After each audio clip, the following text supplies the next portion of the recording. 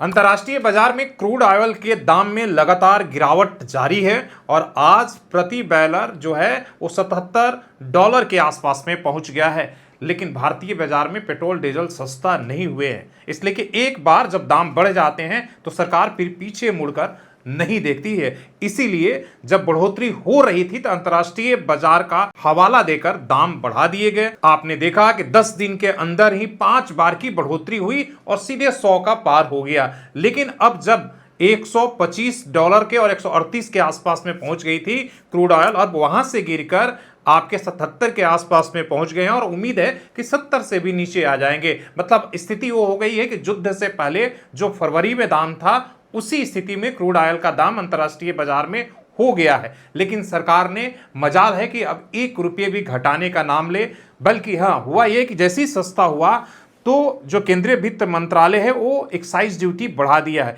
किस पर बढ़ाया है आपको हम बता रहे हैं।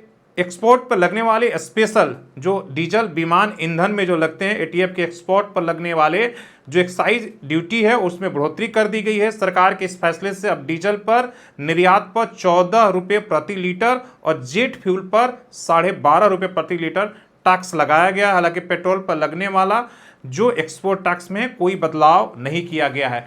तो जैसे ही सरकार ने देखा कि क्रूड ऑयल का दाम गिर रहा है, उसने टैक्स बढ़ा दिया और उसका फायदा सरकार अपने झोले में लेने लगी। लेकिन जब बढ़ोतरी होती है तो जनता से कहा जाता है कि आप अपना त्याग करिए, सेक्रीफाइस करिए। देखिए, ये देश हित का बात है और देश का सवाल है। लेकिन जब फायदा लेना हो, आपको पता है कि इसी बढ़ोतरी की वजह से हर खाने पीने की चीजें जो है, केवल पेट्रोल और डीजल में भले ही 10 रुपये की और 12 रुपये की बढ़ोतरी हुई है, लेकिन हर खाने पीने की चीजों में 1.5 गुना की बढ़ोतरी होगी। सब्जी से लेकर हर खाद्य पदार्थ, ट्रांसपोर्टेशन, बसों में चलने वाला किराया, ट्रक का हर चीज को जो है आम लोगों की बढ़ोतरी हो गई है। 10 वाला 15 रुपये लगने लगा है किराया, 15 के जगह 25 लगने लगा है। अब किसी भी चीज का इस देश में ये मॉनिटरिंग नहीं है कि क्रूड ऑयल सस्ता हुआ तो उसका फायदा आम आदमी को मिले। जो दाम बढ़ गए वो बढ़ गए, इसलिए कि उस पर कोई मॉनिटरिंग ही नहीं है। केवल आम आदमी से तेल निकालना है, बल्कि तेल का अगर भाव सस्ता हुआ तो उसका फायदा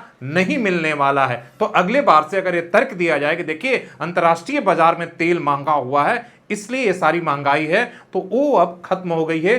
बल्कि अब सरकार के ऊपर है कि सरकार क्या बाजार को या आम आदमी को सस्ता पेट्रोल डीजल देती है या उस पेट्रोल में और भी इथेनॉल मिलाकर तेल निकालती है। अब आपको पता है कि ये पेट्रोल में 10% से 20% अब इथेनॉल मिलाने लगा और अब 30% की बात है। तो एक तरफ आपको महंगा पेट्रोल, दूसरी तरफ पेट्रोल में भी इथेनॉल मिलाकर और भी महंगा सरकार बेच रही है। उससे आपकी गाड़ियों की सेहत भी खराब हो रहा है। तो अंतर्राष्ट्रीय बाजार में तेल सस्ता हो रहा है, पहले की भांति बहुत सस्ता। और उम्मीद है कि जब 19 जून को अमेरिका और ईरान के बीच में शांति समझौता पर सिग्नेचर हो जाएगा तो तेल के भाव और भी नीचे आएंगे। लोग एक्सपेक्ट कर रहे हैं कि $50 के अति आसपास में भी हो सकता है, जो आज के कई साल पहले था।